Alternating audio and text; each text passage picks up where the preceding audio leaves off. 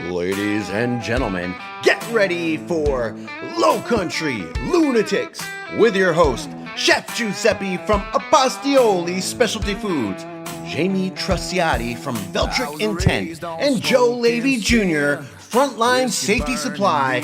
We're going to get down, we're going to get real, talking Italian food and entertainment from the 80s and 90s, every Friday on the Lunatic Network. And the mess I made still carries my name. Now I'm sauced, dripping red like bloody wine. From the ruins, I built this life of mine. Every jar's a prayer, every scar's a call. You can't break a man who's already been lost. I'm sorry.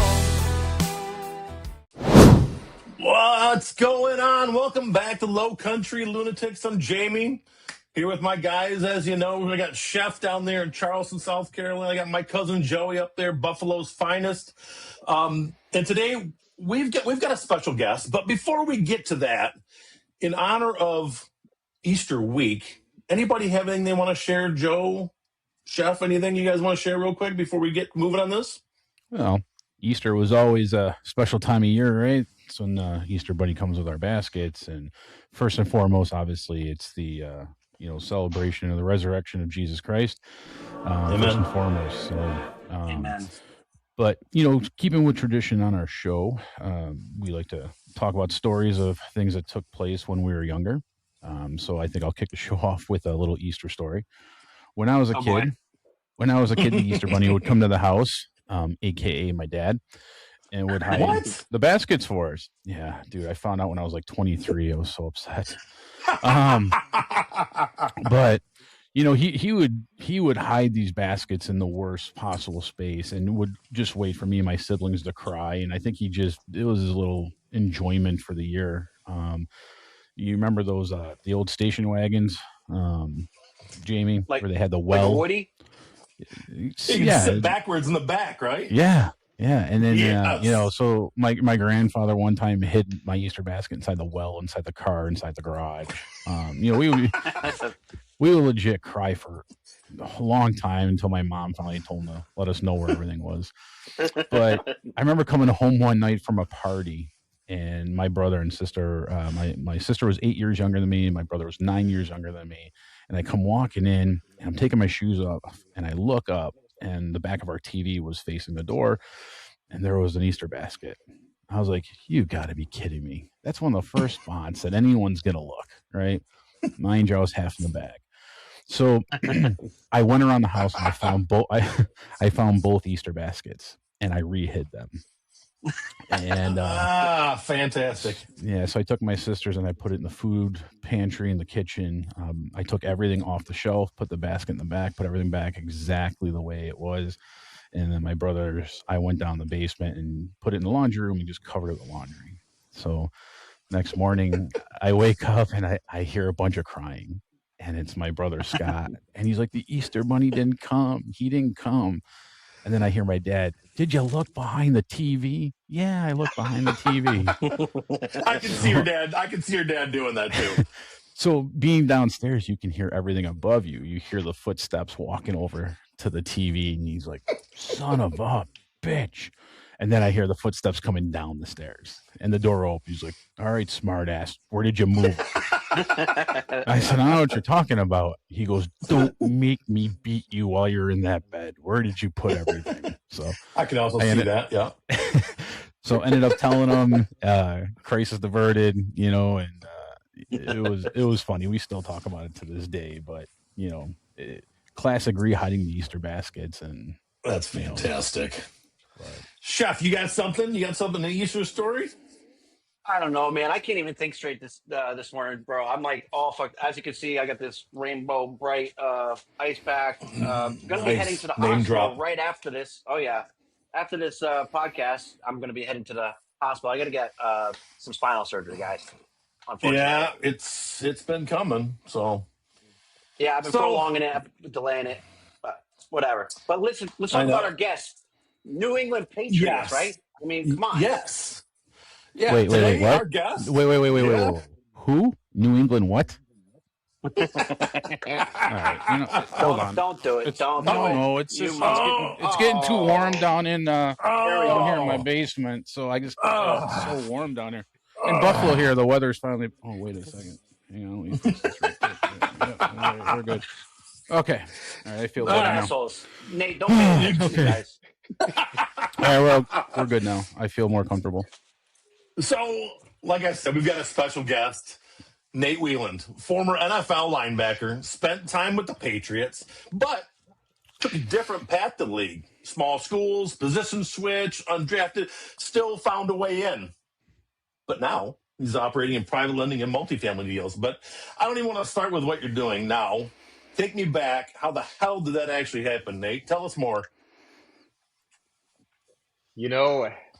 I wish I had just a straightforward path of, went high level college, which is how I started out. Went to the University of Iowa, but 3 months in, ended up tearing my quad there. Oh no! Took about 9 months to recover that. Came back and had another ankle injury. So out of my whole time there, I think I was on the field for maybe 2 months of practicing. So that happened, and it pushed me back. And I was a freshman at the time too. And what they don't tell you is when you do that, you're away from the team. When you're rehabbing, you're completely away from the team.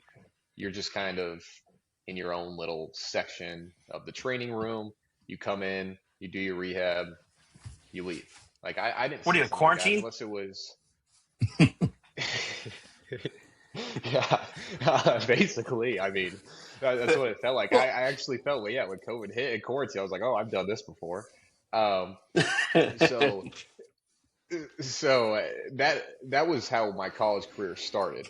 And even to back up further, it was my first year playing linebacker. Played quarterback in high school, and I thought that was going to be my route. I had multiple Division I offers for that. Thought that was going to be the way that I was going to go. Thought I was going to be the next Josh Allen before Josh Allen.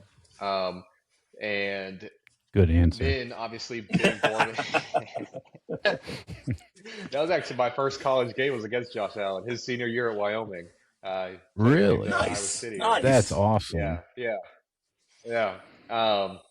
But so I thought I was going to go that route. I mean, I thought I was going to be Josh Allen before Josh Allen. But then obviously growing up in Iowa City, had a good senior year playing and ended up getting, bigger offers. Iowa ended up coming and offering me after my senior season. And it was really hard to turn that down. It was where I was born and raised. But they were recruiting me to play linebacker.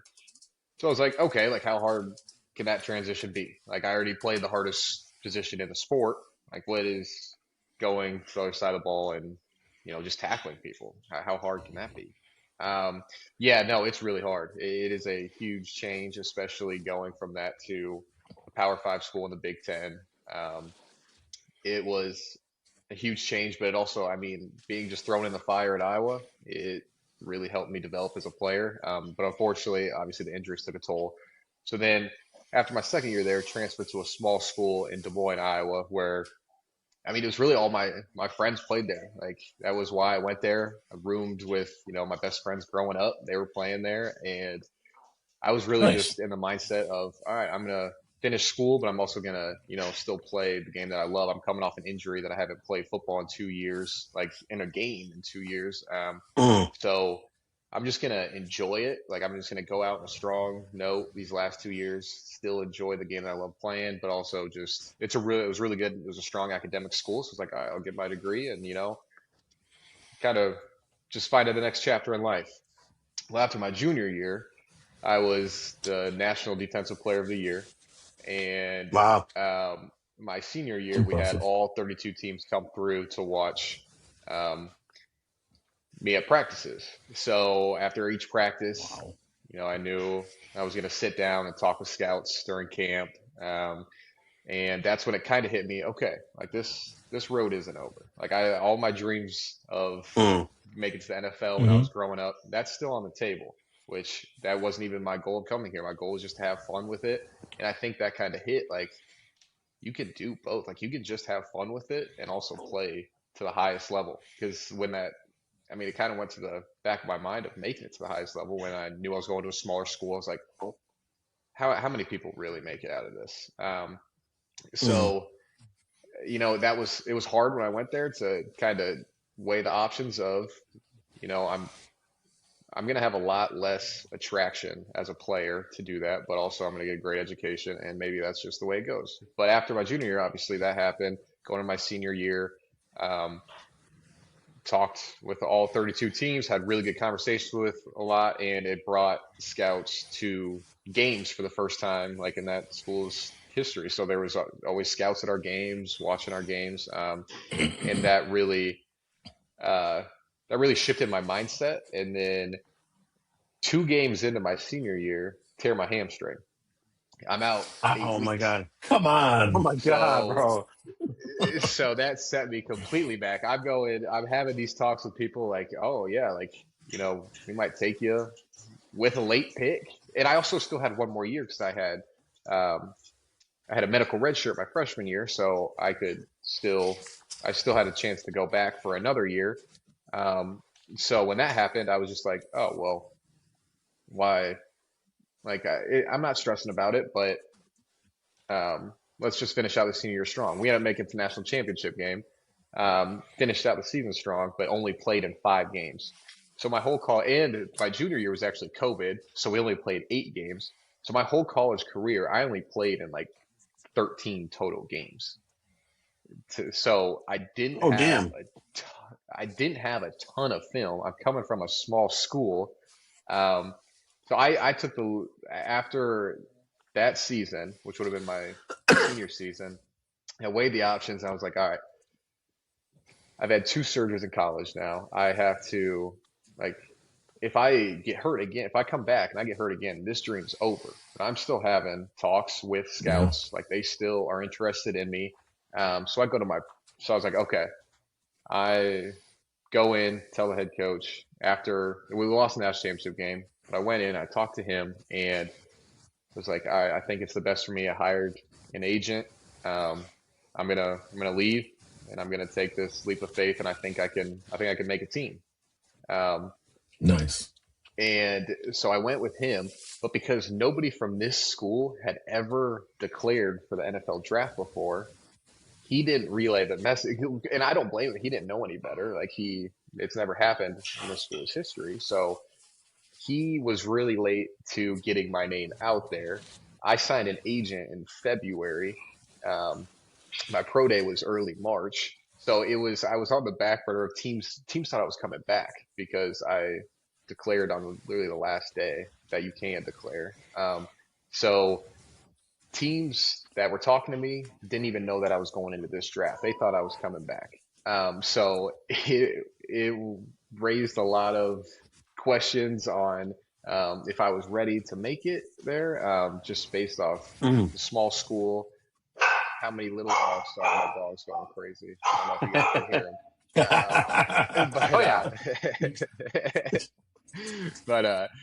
him. So yeah, that happened. And then, so I get a text from one of the Raiders scouts, and he texts me, he goes, ooh. And this was, I want to say, the day before my pro day. And he goes, didn't even know you declared, going to try to make it to your pro day tomorrow. I'm like, how many people even know that I'm performing tomorrow? But luckily, right, had a good pro day. I had some scouts that showed up. I think there was, out of all of them, I think only 6 or 7 showed up. And out of the 32 that I've talked to this whole time, and they show up and run. The first thing we do is run the 40. Ended up running, I think it was a 4.49 40. Some had a 4.49, some had 4.51, which would have been the highest or the fastest 40 out of the linebackers in the NFL Combine that year. So that immediately, raised some eyebrows. I was lucky for that. Did the bench press 29 times, which would have been, I believe, the second highest out of the linebackers at the NFL Combine that year. And that kind of solidified that I was ready. But it got pushed back. I had interviews after that with the scouts. Interviews went great. And then 2 weeks before, I was talking with my agent, and he goes, "You're in a good spot. It might be a late pick, but there's a few teams interested." So I texted him, and just growing up following Tom Brady, I was like, please tell me. Like, I thought, loved Bill Belichick growing up just as a fan. Like, please tell me New England's one of them. I always wanted to, that was the one team that I wanted to play for. And he texted me, he goes, "I got great news for you. New England is one of them. And I think they're the most interested." So I was like, awesome. And so obviously draft weekend comes. I was waiting on the third day, nothing. Which it wasn't a surprise. I mean, I knew I only playing 13 games. I was like, I know it's probably gonna be an undrafted free agent route. Third day comes and draft ends, nothing. Waiting for my agent to call. Nothing. And I'm like, did I not get picked up by anybody? And come on. Then he calls me the next. And everybody's texting me. I'm having friends, family, everybody's texting me. What's the word? Where are you going? Like, what's going on here? I was ready. I was ready to go out that night. I was gonna, as soon as I got that text, I was gonna go get a couple drinks. I was gonna celebrate a little bit. I didn't get anything, and I'm like, oh shit! Like, what am I gonna? Yeah, that's gonna be nerve-wracking, man. Yeah. So I'm sitting there with a couple of my friends in our apartment living room, and I'm like, I don't know what's going on. Like, and I know my agent represents a lot of people, so I'm like, maybe he's trying to get some things figured out with them, and I've got something, and he's just waiting to tell me in the morning. But I'm like, this can't be good. Like, I'm seeing everybody's, where they're going as an undrafted free agent from people I met throughout the process. I don't see anything on my phone. I'm like, oh no. So I didn't sleep at all that night. I'm just staring at my phone like, when is this coming in? I thought no one picked me up. Well, then the next morning, first thing in the morning, I wake up to a text from him saying, "Sorry, had to get some things figured out with people that were on the fence. You're going to New England." So I was like, oh, all right. Ooh. So that, sorry. No. I get it.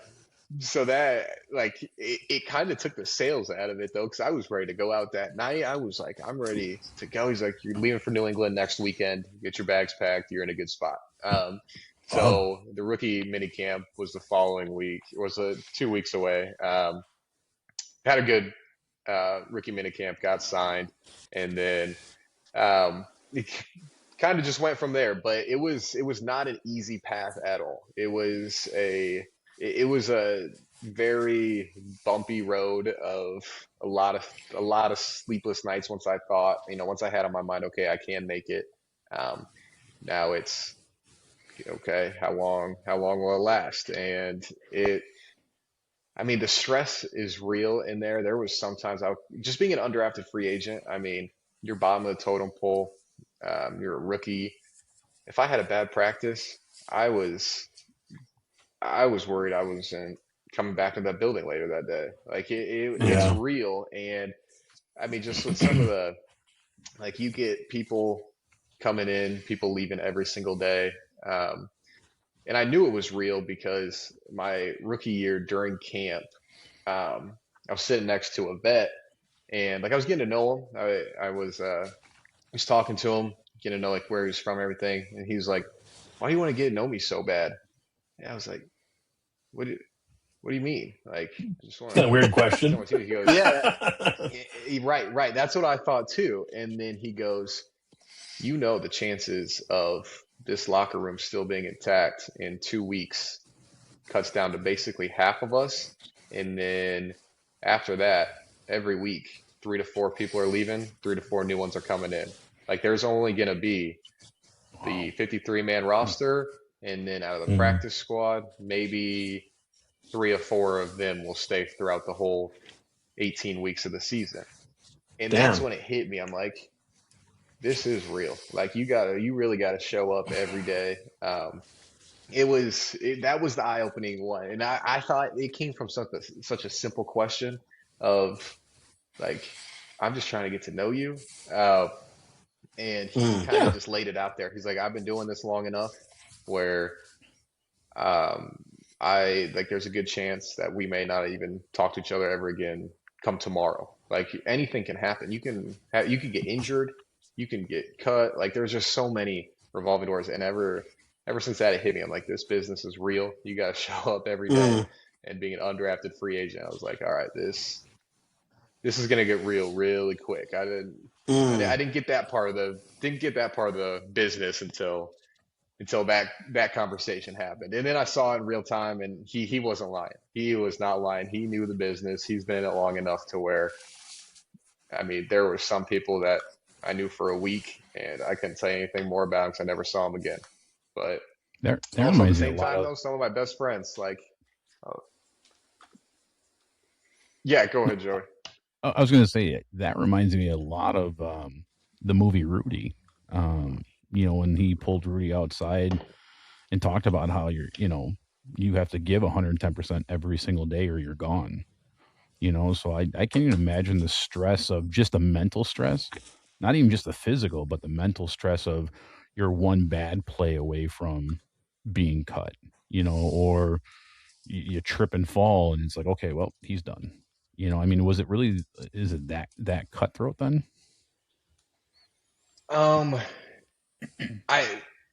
You definitely have a leash. Like there's not, you come in and your first play, if you trip and fall, you're done.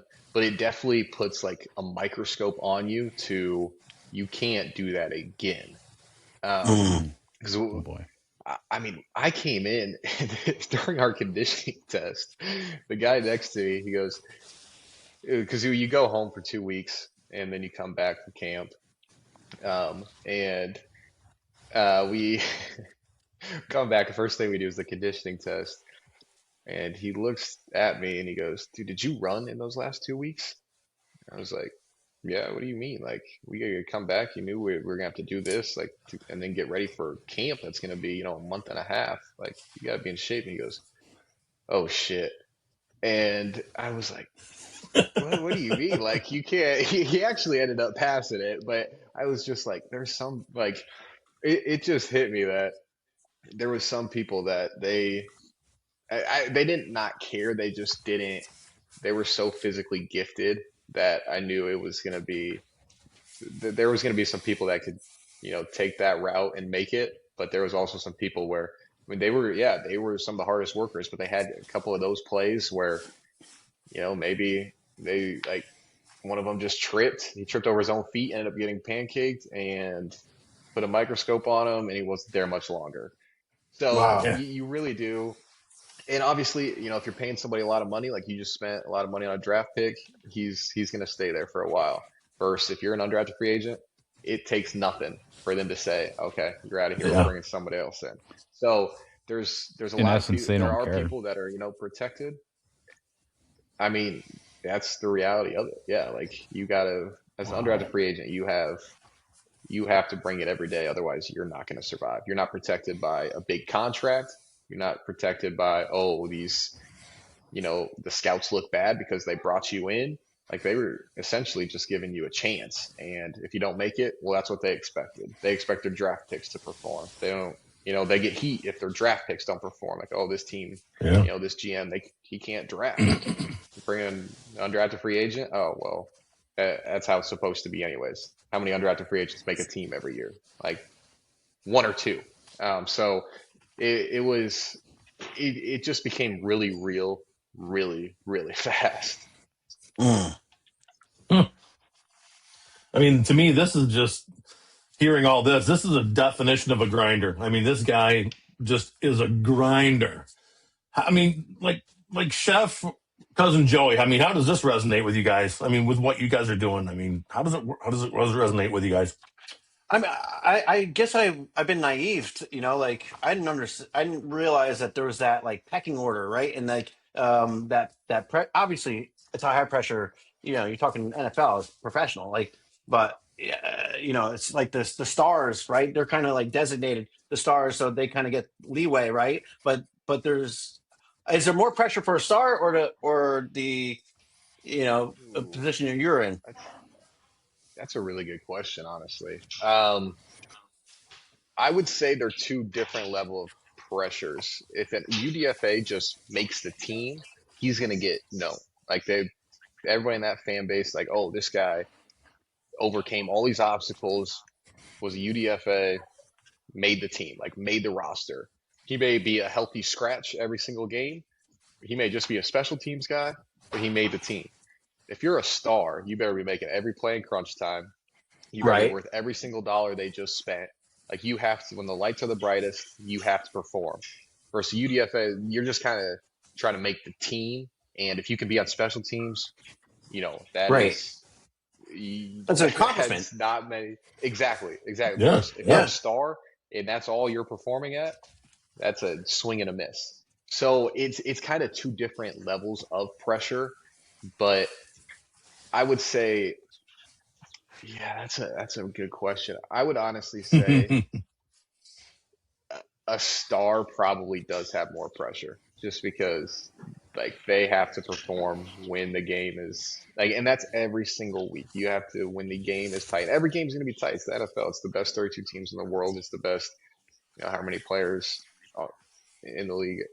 It's the best players. But even to be in that conversation, even to be in those conversations, though, even to be showing up at practice, like that's huge, man. Like this is the best teams in the world. Like it's a very select group that even get to the point that you got to.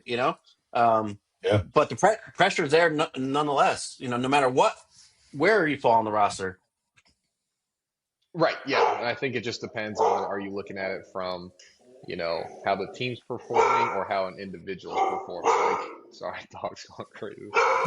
Must be outside. So yeah, I think it just depends like what lens you're looking through. I think all during camp, I think a UDFA has the most pressure on them because they're the ones playing the preseason games. Like not many stars, they might play, a quarter or a half here and there. And they might take a game off. Like they might not even play the first game or the last game. So they don't really have pressure, during camp because they're going to be on the team. Versus UDFA, the UDFAs, it is a competition to outperform every other UDFA in the league to make your team, or at least have a good enough preseason to where your tapes is now looked at by other teams and they'll pick you up if you do get cut. So I would say throughout camp, the pressure is on undrafted free agents versus the season. The pressure's on the stars. Okay, yeah, that puts it in perspective. Yeah, right, because you're kind of fighting for your spot during camp. Like, if you're not a star already, I get it now. But I never would have thought of that. Hadn't we talked to you? It's not something that like average people know. It's not common knowledge, I don't think. Right, Cousin Joey, what do you think? Like I would have. Oh, sorry. I would have never known either. No, you're good. I was just gonna say, like without being in it, without like being in the fire every day, there's no way if you're not in it would know that because you just see like the 18 games being played during the regular season. Right. You don't see what goes into it. You just hear about the stars. Like I think Hard Knocks does a good job of like picking out that undrafted free agent and showing their journey and the stresses they're going through.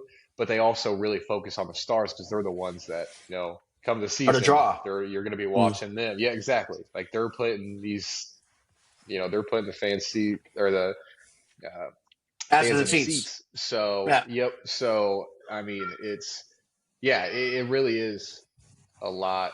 Hard Knocks would honestly be the only one that even I think touches on it out of anybody. Like I think they do it a little bit, but I mean, yeah, there's really no way of even. I don't even know how you would get that out there because it's such a small part of the business and it lasts for 6 weeks. Like after that, it's okay. Like no one cares. Yeah. Gotcha. Even after I care, Nate. Okay. No, Chef, I appreciate that. Even after somebody makes a team, like I saw it in Buffalo this year, man, we had some great players that when we had an injury to one position and they had to bring somebody else in, they had to cut somebody on the roster. And we lost a couple good, talented players this year that people were really upset, or you signed somebody off a waiver and you got to cut somebody else. And then you had that guy from Pittsburgh who decided he wasn't coming here. And at that point, we already lost that player to somebody else on waivers. And so even if you're on a team, you're not necessarily safe. It can change week to week, So and we see it in Buffalo all the time because, sadly we're injury prone. So how about them Lions? Jeez. I didn't see them. Fuck them Lions. Where was the playoffs this year for the them? Lions here. I'm hoping. We always say it's Buffalo's year, but we've been saying that since the 4 Super Bowls in the 90s. So, I still remember crying during the wide right. That's actually our motto. It starts with "This is the year," and then it finishes as well. There's always next year. So. That's right. We got the new stadium coming. You got the new stadium coming. Maybe it was the new stadium that we didn't dome in the middle of Buffalo. So you don't let politicians make decisions on stadiums. It does look cool. It does look nice. They're already actually taking the old one down. Are they really? I saw that. Yeah, they're selling seats right now, and I actually had it in my shopping cart last night, and it was like $750 for one chair to be shipped to my house, and I was like, divorce or no divorce, So. One of my good friends, I mean, Joey, you know him, Paul, my buddy Paul. Mm-hmm. He's got a pair of seats out of the old Joe Louis Arena where the Wings played. He had those in his man cave downstairs. I have one from the Buffalo Memorial Auditorium. Yeah, I have it sitting over here. That's why I wanted the one from the Bills Stadium and put it next to it. Hey, Nate, did you take anything from the stadium? Like when you're there, did you take some memorabilia? I should. Now that we're talking about this, it never crossed my mind. I just took all my stuff. I should have grabbed something on my way out. Still get your ID card, see if you can sneak in. Right. Yeah, right. Steal some stuff. So, Nate, I have a quick question for you. And I'm sure you probably get this question quite a bit, but what was it like? I mean, did you speak with and meet with Coach Belichick during your time?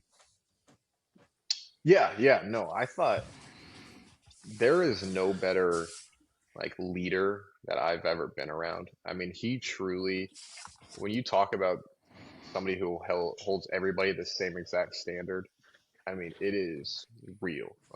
He gets to know everybody. When you're passing him in the halls, he gets to know you. Sometimes you can tell when he's not, in the best of moods. Might be just oh shit, there's Coach Belichick. But he's got this intimidating aura about him. That's Bill Belichick. He's won 6 Super Bowls. That's him. That's the greatest coach to coach in this game. But I mean, I loved him. He truly made me, I mean, not only a better player, obviously he's, a great football coach, but just as a leader and what he brought, every single day, he was, you knew what you were getting from him every single day. There was no switch up. He was going to be real with you. There was no sugarcoating anything. I mean, I respected him so much, and he was honestly super funny. He was a very funny guy. He had the most dry sense of humor, but when he would just have these one-liners that he would work into films that you're just oh my gosh, that is hilarious. He'd have these jokes that were so funny. He kept it. He knew the perfect combination of how to, really hone in on the film, but also, if it's a long film session, he's going to throw some things in there that are funny to keep it light. And I have the most utmost respect for Bill Belichick. I love playing for him. I think he made me a better, player and person. And just seeing his leadership style, and you can carry that, throughout your whole life. He really instills a lot of. And the days are, I mean, they're hard and long. They are very tough days, the camps that we go through. They were some really tough days, but I mean, you knew what you were getting from him. There was no two-face to him.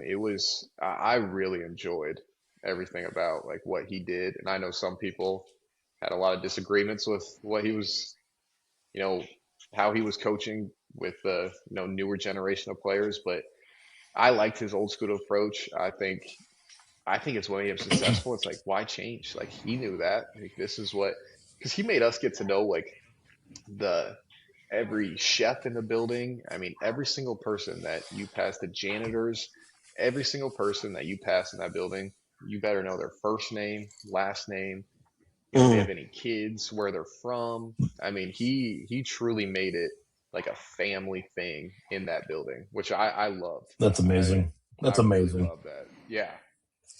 I was going to ask, like, are there any kind of like special like rituals that you guys would do to kind of like, to get in the spirit, in a certain kind of vibe?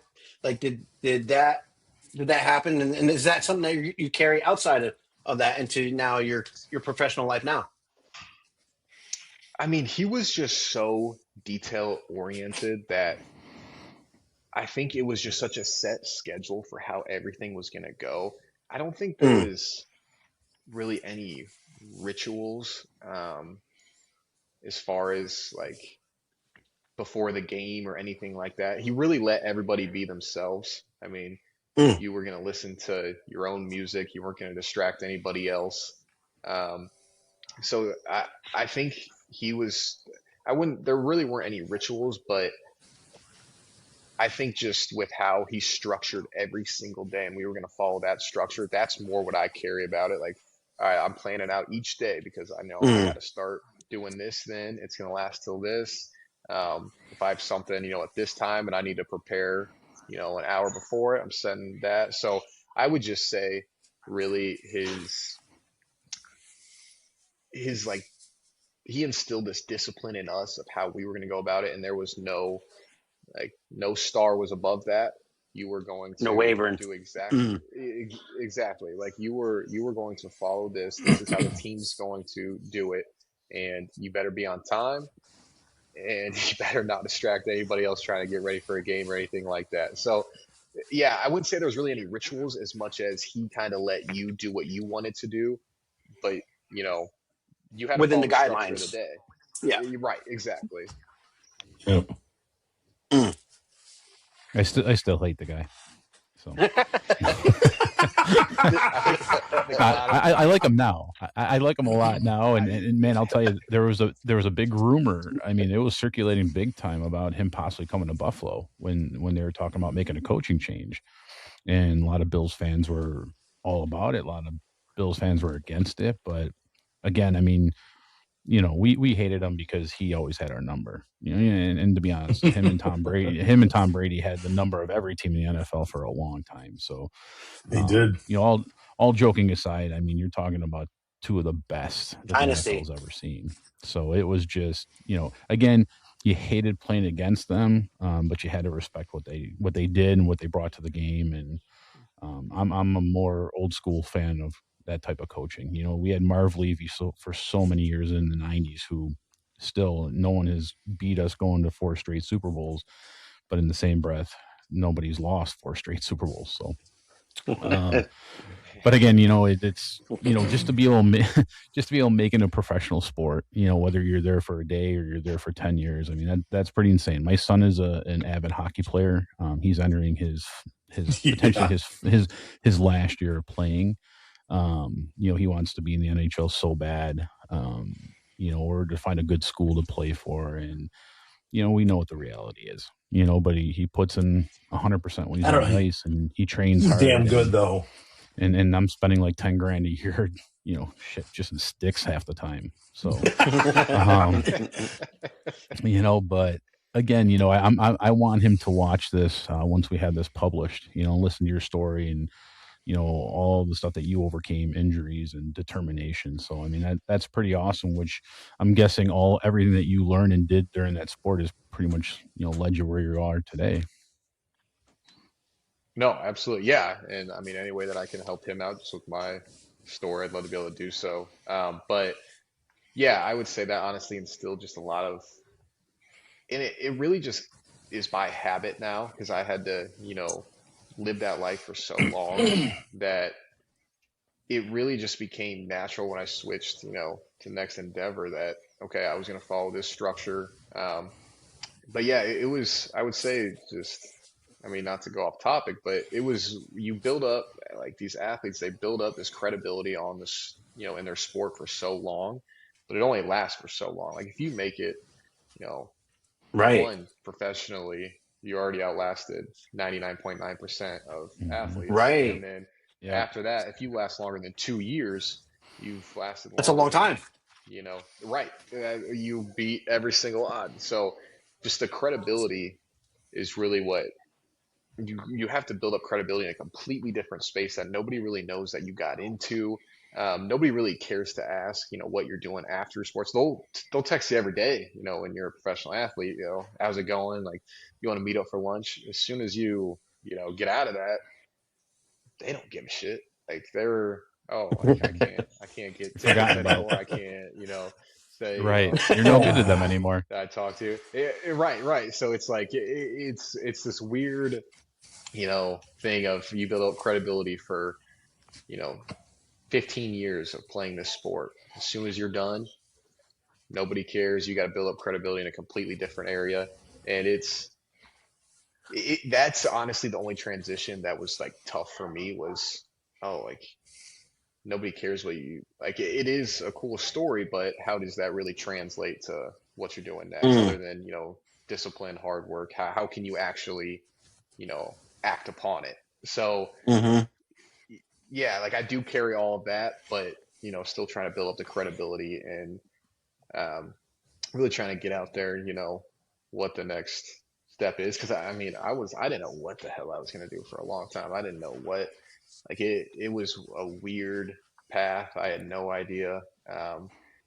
But yeah, I mean, it was a weird transition. It's almost like, that luckily, I mean, I met great people. it's almost like you have to rebrand yourself, right? So you're branded as an NFL guy, and now you're into a different career, and it's like you have to kind of reinvent, but still, I don't know, create that same, presence, right? Yeah. Exactly. That's exactly what it is. And like everybody wants to reach out to you when you're in that lifestyle. Right. And you get out of the lifestyle, you got to reach. If you need something, you might have to start reaching out to them. So it's a completely different change. And then it's like, all right, well, who was actually there for the right reasons along the way? So exactly. It's been it's been eye-opening to say the least. But I mean, for the better, for sure. Like I've met, actually good people that, I don't have to tell, I could not even tell my background. And, I've had great conversations with them and I'll continue to have that. And they might not even know, I've played in the NFL. Like they might not, and they don't even care, to be honest. That's like cool. That's cool. Right. So, yeah. So that's real people. Right. So that's honestly been the best part about this new endeavor is I don't even have to, I don't even want to tell that part because I want to get to know them for who they are and they get to know me for who I am. And then we can dive into that. It's like, okay, like you actually, cared and we had some real conversations before you even knew that part of it. So, I mean, this is somebody that I'm going to continue to talk to. This is somebody that I want to, do business with or grow with and just, continue to get to know them. Yeah. Absolutely. So break this. I mean, so you went from NFL and now you've gone to the investing side. So break that down for me. Like I'm not in your world. So maybe explain to everybody what you do day to day. Yeah. So, I mean, I got into the real estate side, honestly, just through meeting really great people. I had no idea what I was going to do.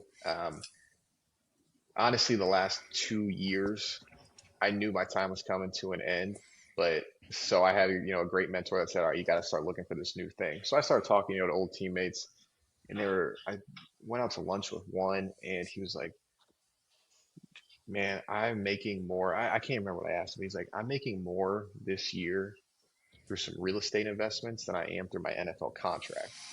And I was just like, I bet. Like you're in your, he was in like his 9th or 10th year at that time. So, he's on a vet contract, getting paid very well. And I was just like, how is that even possible? Like what else is out there in this world?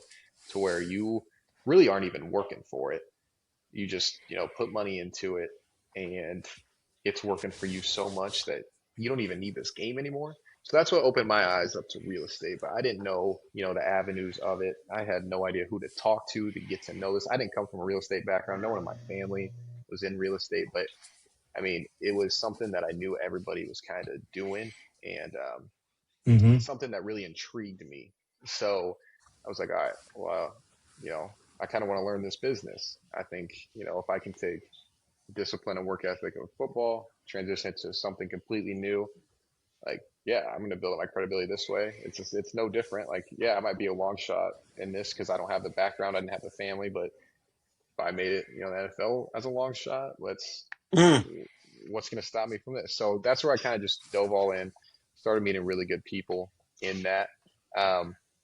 So then I just kind of started diving into real estate. Now, kind of in the capital markets. So helping people, get essentially just the capital that they need, whether it's equity, debt. We've got a lot of great relationships with banks, and helping them, kind of restructure around what's going on in the market to make their deal fit.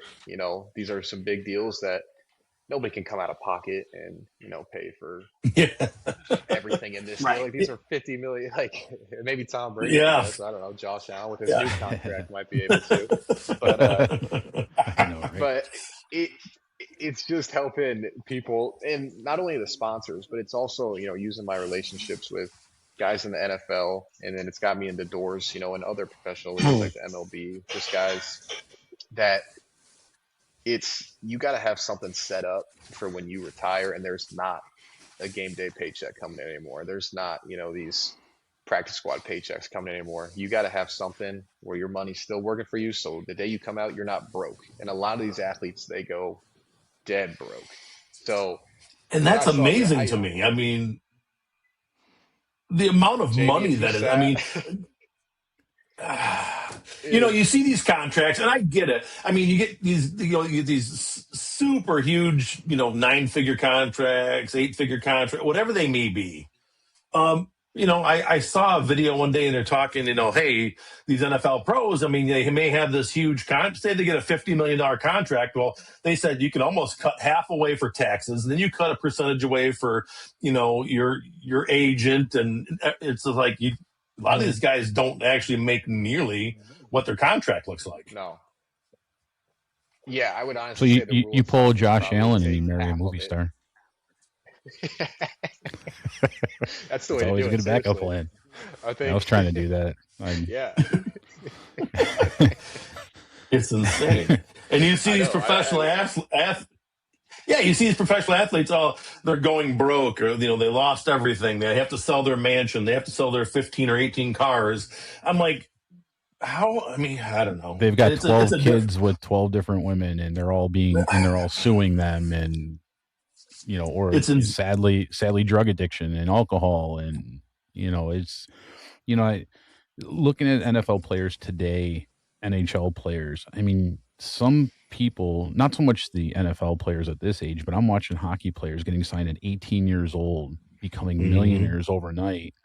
They don't know what to do with the money. They don't know how to manage money.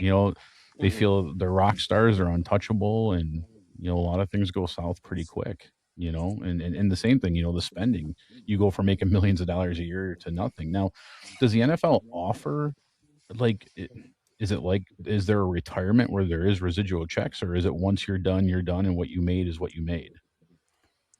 So, yeah, after 2 years, you have to be active. And I believe it's after 2 years of being active, or 4 years. I didn't get it, so I never looked into it. I know some people obviously get, like, some of my teammates definitely do get it, some residual checks. But I want to say it's 3 years on a practice squad, 3 or 4 years on a practice squad, 2 years active, and then you qualify for it. But when you think about, like what you guys were going back to it, even college athletes with the NIL now, they're becoming millionaires, and they're 17, 18 years old. Like, I don't know how old Bryce Underwood was when he signed with Michigan, but his NIL I think was like $5 million, and I think he left early, so I think he was 17. It's like how do you give somebody that young that much money and expect them to know what to do with it? So there's a lot. Blows my mind. I mean, you can have you can have the financial advisor, but how many of them are reaching out and just taking advantage of them? Like they know that how young they are. They know for sure. They don't know any better. Like so, it's things like that. Trying to get ahead of that, which obviously, being new into the business, we gotta grow it and really get out there to do that. But like that's our goal is just have these passive investments into real estate where it's been one of the best investments for as long as it's been there. So let's get some passive income where you're still getting these checks while you're playing, but as soon as you're done, okay, you still have a livable paycheck that's completely passive, and it can at least at the very minimum, even if you don't put a ton in, it can make you survive until you find your next thing. Like you're not going with zero income until you find a job that doesn't even support your bills to start. Like you just lived off a couple $1 million a year, all of your your mortgage, your car payment, if you didn't pay that off. Like some of these people have some insane expenses, and then as soon as they get cut, they got no income to support this, and that's how all of them they're filing. And it's just right. It's just a sad reality of a lot of the athletes going broke because they think they're going to be playing for forever, and it's you're beating up your body. You're one injury away from not having a paycheck anymore. Like that's what I was just going to say. I mean, you tear a Achilles or a back surgery. You look at Brian Branch, Lions safety, tore his Achilles at the end of the year last year, or Sam Laporta with his back injury, he had surgery. I mean, that one and done. So exactly. And I saw a stat from 2019 to now, there was more Achilles, ACLs, and I think back injuries than from 2019 to like 2005 or something like that. Just because the game, I mean, it's getting faster. People always getting bigger, faster, stronger every year. Oh, and it's the brutality of the game. Like they're putting rules in. I mean, I hate a lot of them, but they're putting rules in to make it safer. But I mean, at the same time, it's killing the sport. It's only it is, and like there's like I hate the rule of.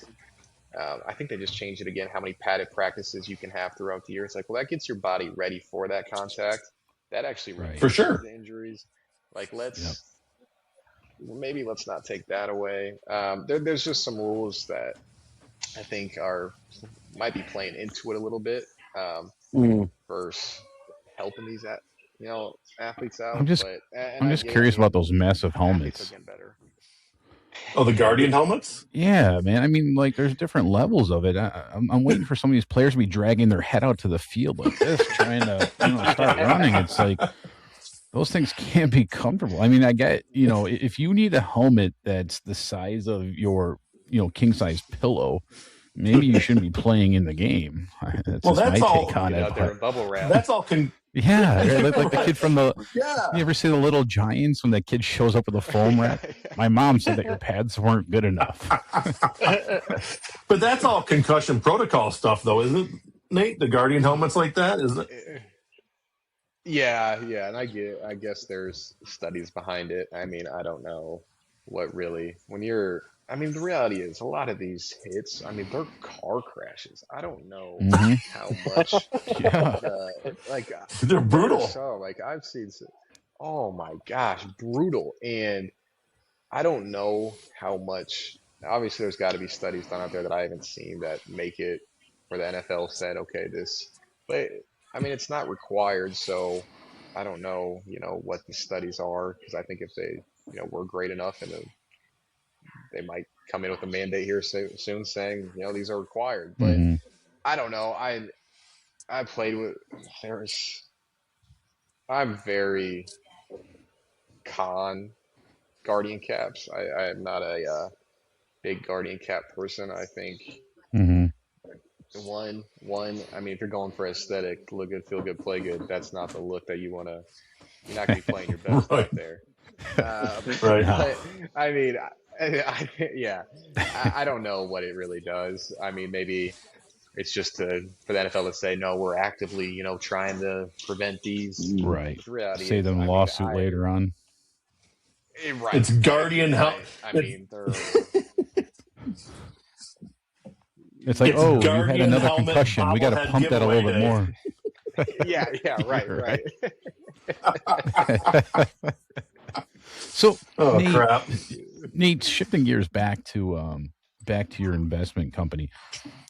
Jamie and I, we've spoken about trying to do investments and whatnot, but I've also learned that the investment industry has become one of the biggest fraud industries too.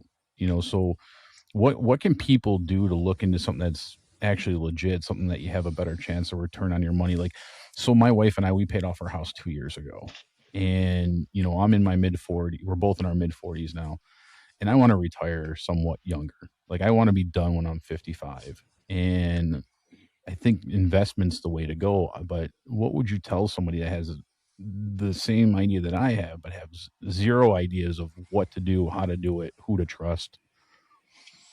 Yeah, I would, because that's honestly how we look at it too. Like, the first thing you do is, does the risk outweigh the reward? And if so, that's a no-go. Like, how we kind of essentially look at it as, who are the sponsors and operators behind the deal? Do they have a great track record? Have they done something like this before?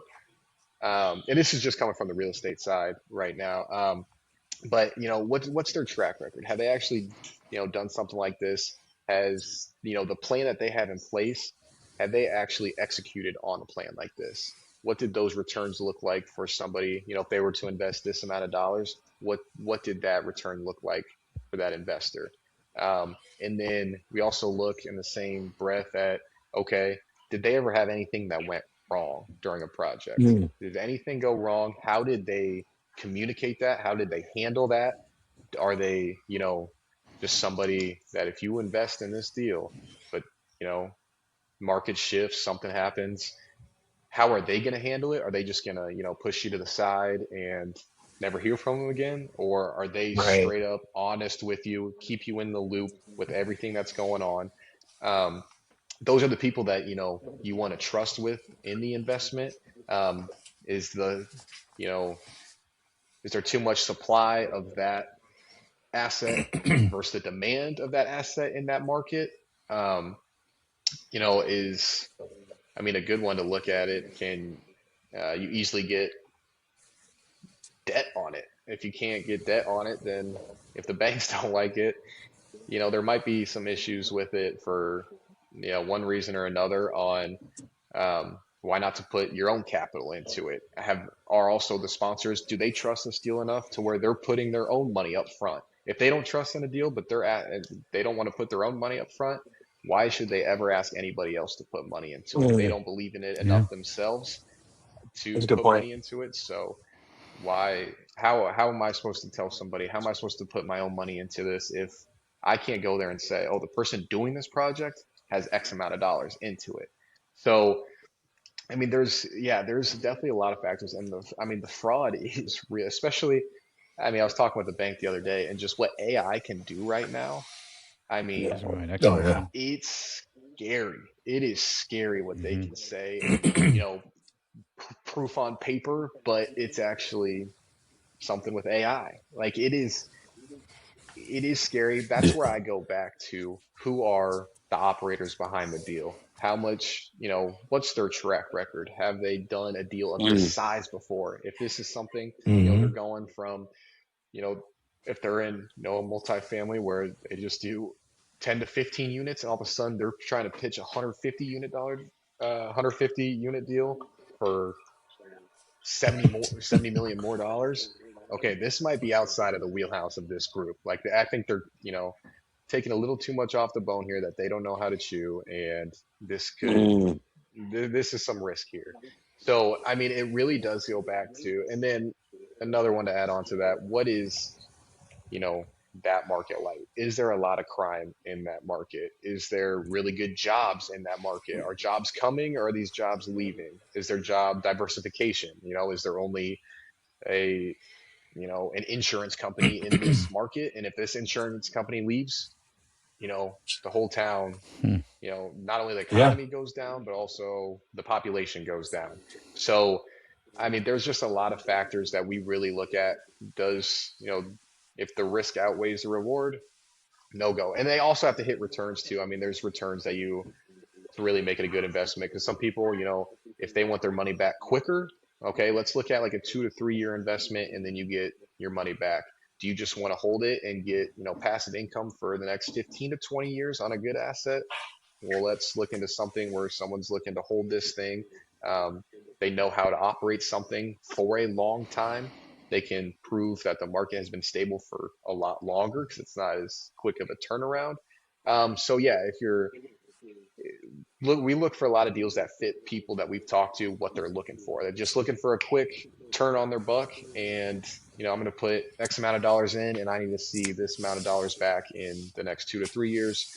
Do I just want to see like a cash on cash return for the next 5 to 6, or longer? Do I just want to sit and let this asset appreciate, and in 15 years, every year it's gone up a significant amount because they can raise the value of the property in one way or another. So yeah, I would say a lot of it goes into what the asset is and who the operators are behind it to avoid, any of this fraud. And that's kind of where, credibility, like our credibility, we want to build that up because we know how important that is. Like there's a lot of people in this business doing it for the wrong reasons. And it's a sad truth about it. It really is a sad truth. I've talked to some other athletes that they invested in a real estate deal and it went so south, and I don't even know if they ever got their money back.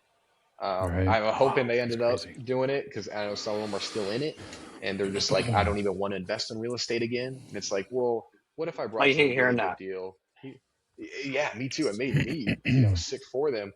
But I'm like, what if we did the due diligence on this deal for you? We, can bring you this, and then we also get you with the sponsor face to face, and you can get a feel for them and how you like it.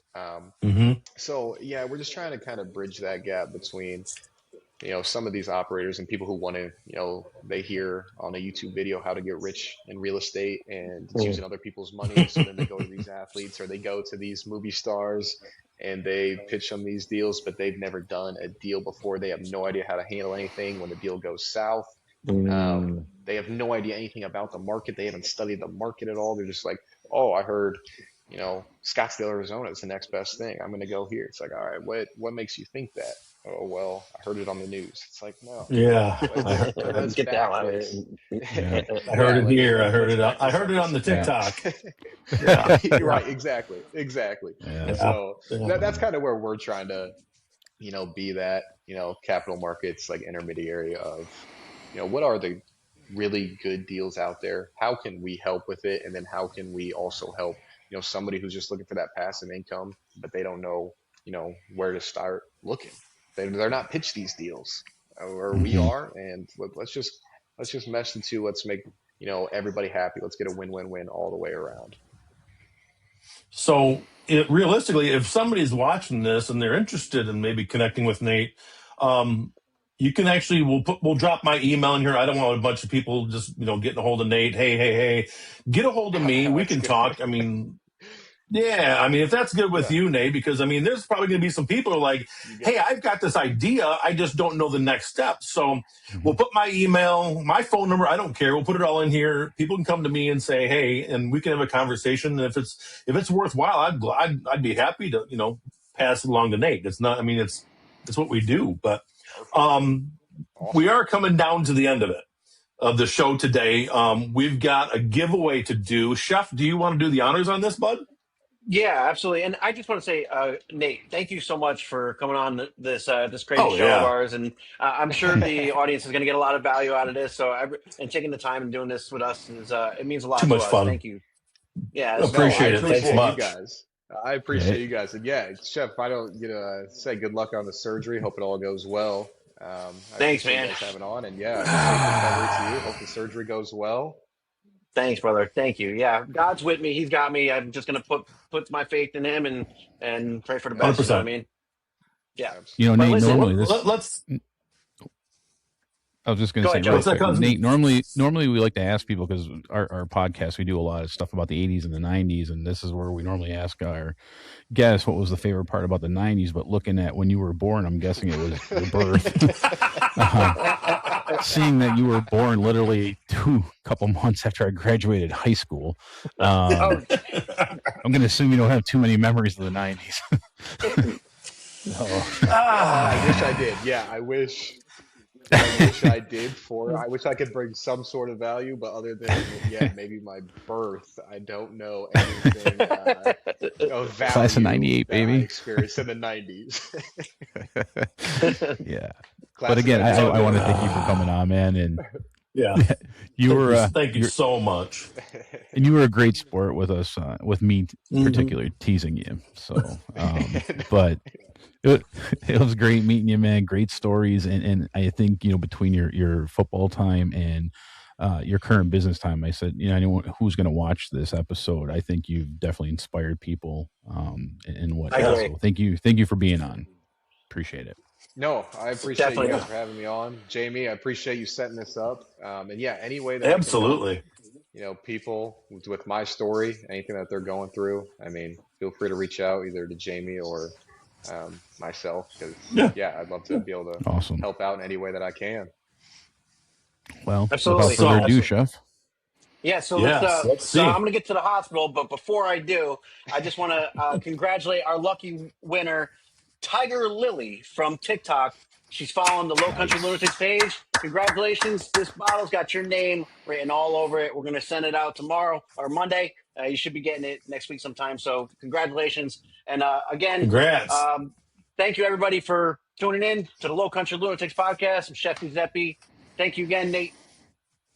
It's been awesome. Awesome. It's been great. Awesome. Thank you so much. Yeah. Guys, happy Easter. Have a wonderful rest of your weekend, and we'll talk soon, eh? Yep. Yeah. All right. Happy Easter, guys. Take care, guys. Thanks. Happy Easter. You too. Happy Easter. Bye-bye.